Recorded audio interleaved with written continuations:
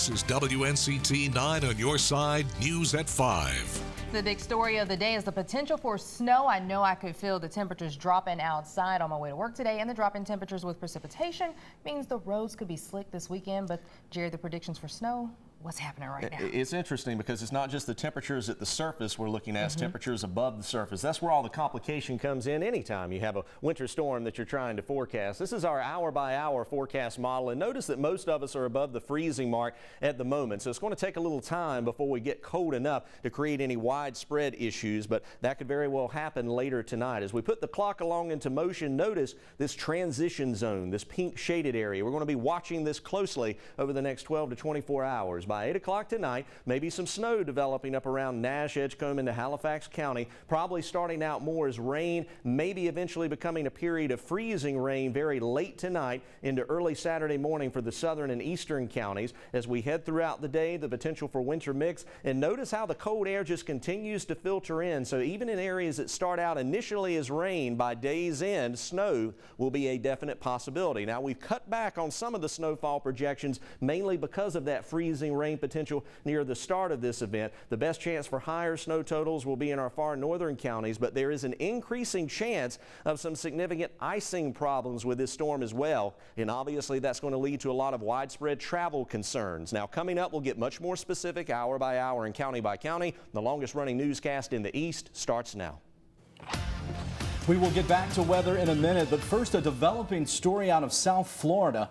At least 5 people are dead, several others injured after a shooting at the Fort Lauderdale International Airport.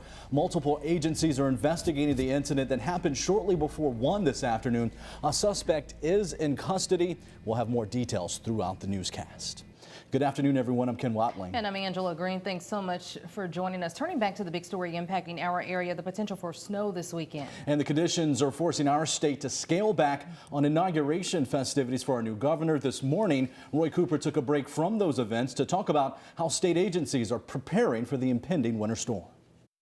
We are asking people to stay off the road when this weather event begins, and also to stay off the road after it ends, because the weather will get significantly colder on Saturday night and into Sunday.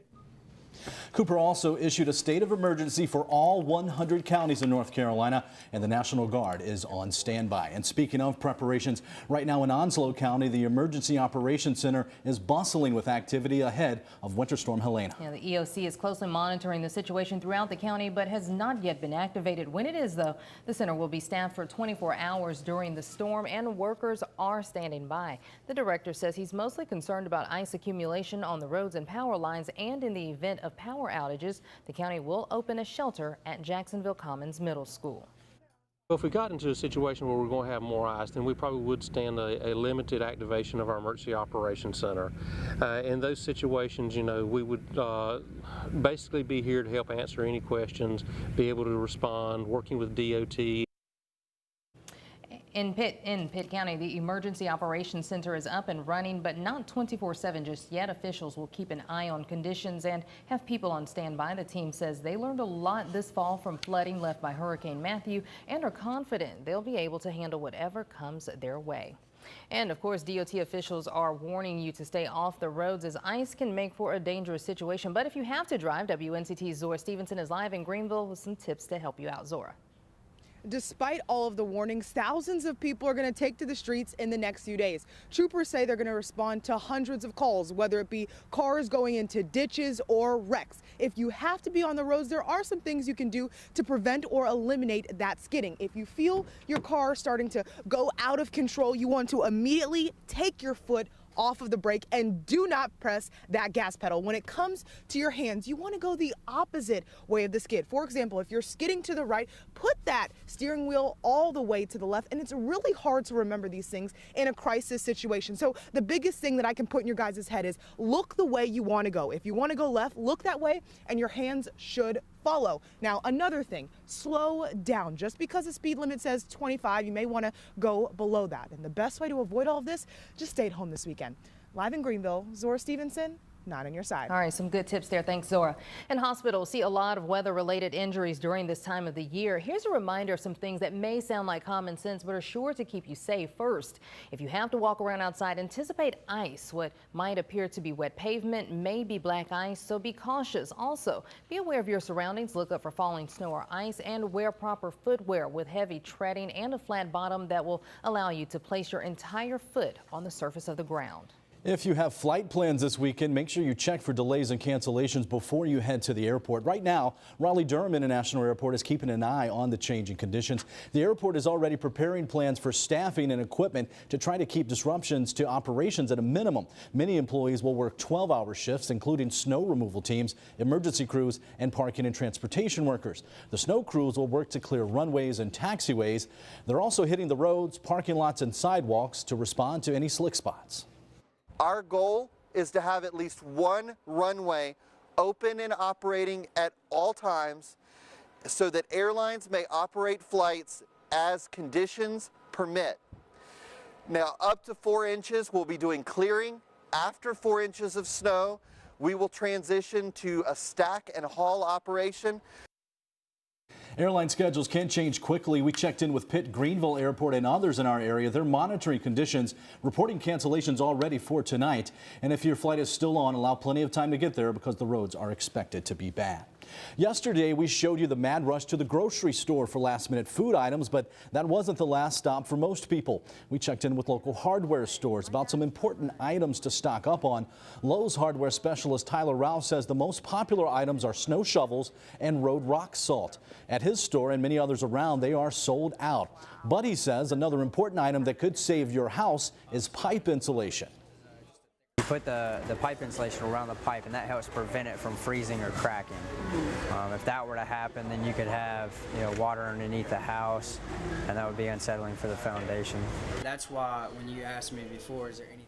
Rouse says as a last resource, people can use water softener, but beware that is not its normal use and could damage concrete. 9 will be on your side throughout the winter weather. To stay up to date, download our WNCT News app and our First Alert Weather app. They're both free in the Apple App Store and Google Play Store. Turning to state politics, this morning political and religious leaders came together to pray for Governor Roy Cooper and the members of the Council of State.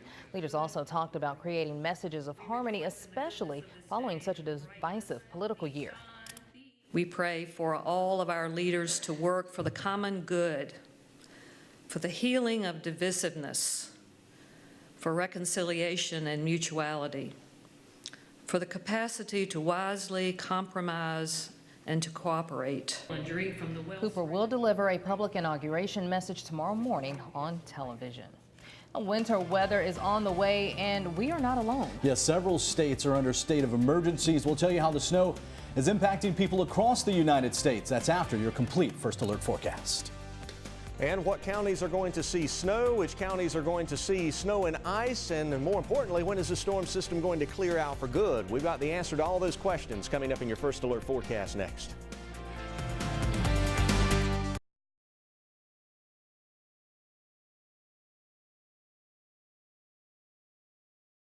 This is WNCT 9 on your side, news at 5:30. Hello, everyone. I'm Ken Watling in the First Alert Weather Center with Chief Meteorologist Jerry Jackson. And as we've been talking about all week, winter weather approaching our area, and it's more ice we're thinking that we may have to be dealing with this weekend.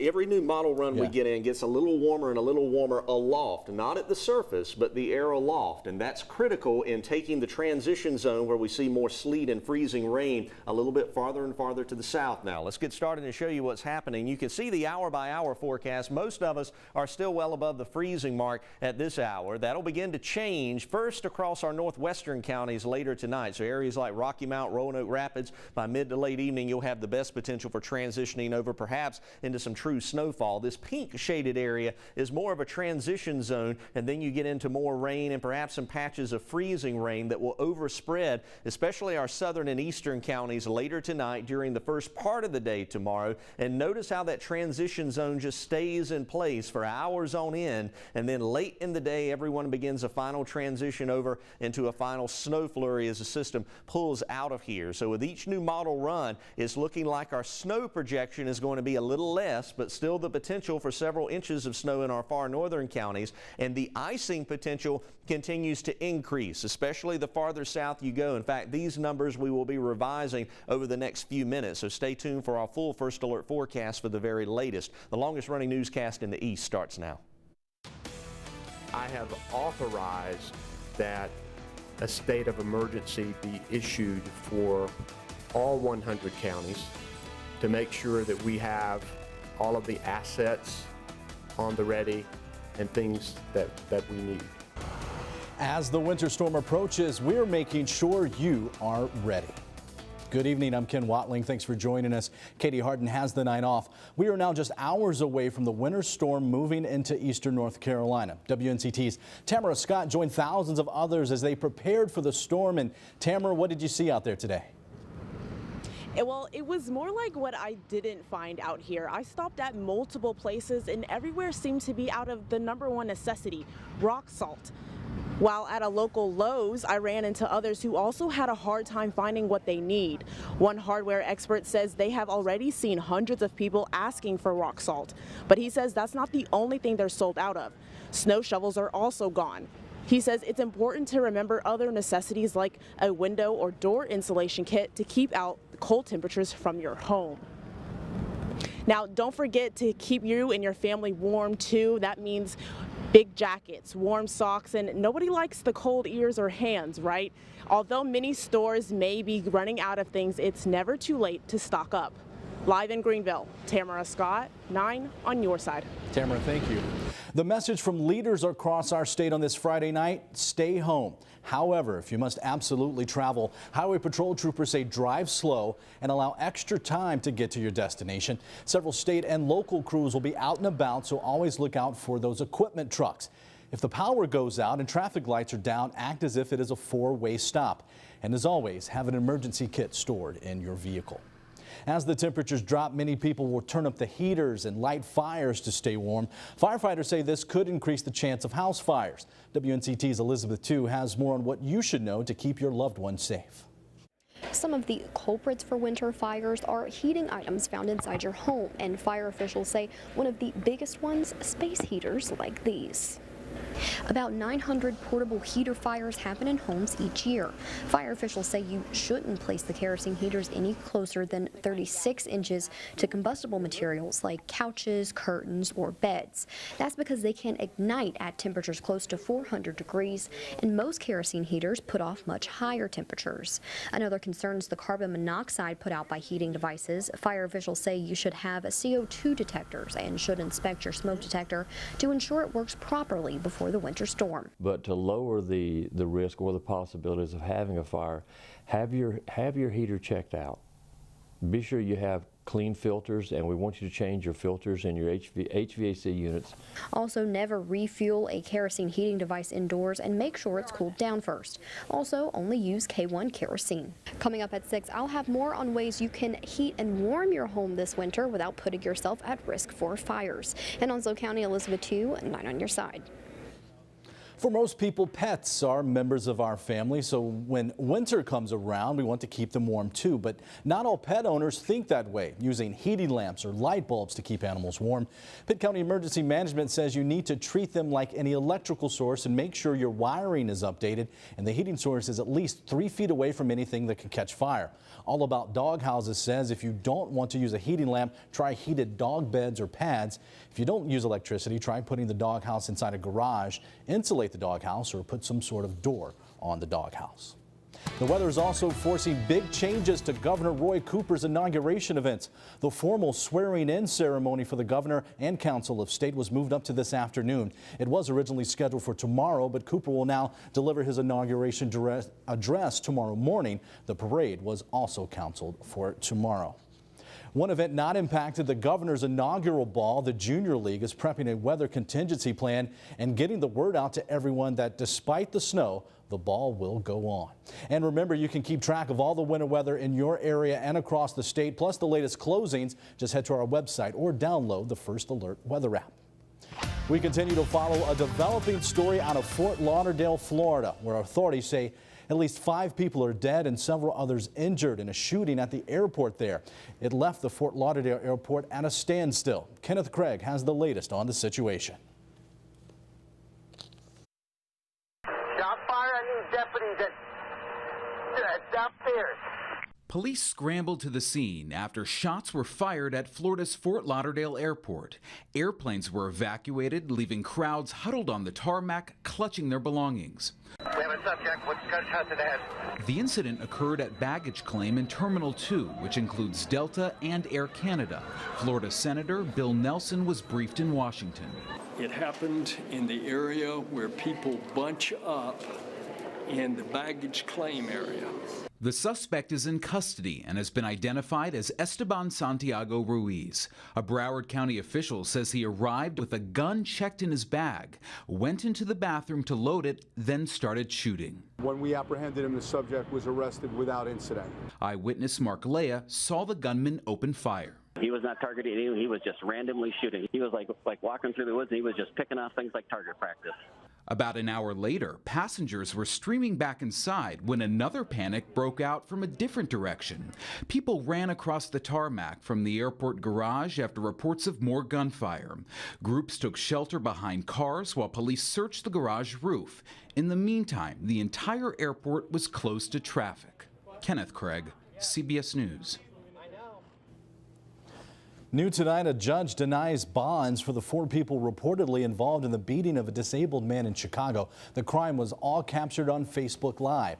Today, the family of the victim talked about their loved one's ordeal.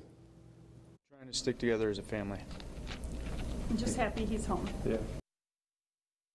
According to police, the victim knew one of the suspects and was traveling with them before the attack.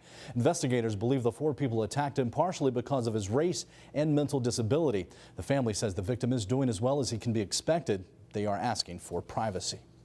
We are just one of the many states dealing with snowstorms. We'll tell you how winter weather is impacting other states across the U.S. But first, your forecast. We'll have the details on which counties will see the most precipitation in the form of snow and which counties will see the most precipitation in the form of ice. And ice is becoming an increasing threat. We'll talk about your first alert forecast next.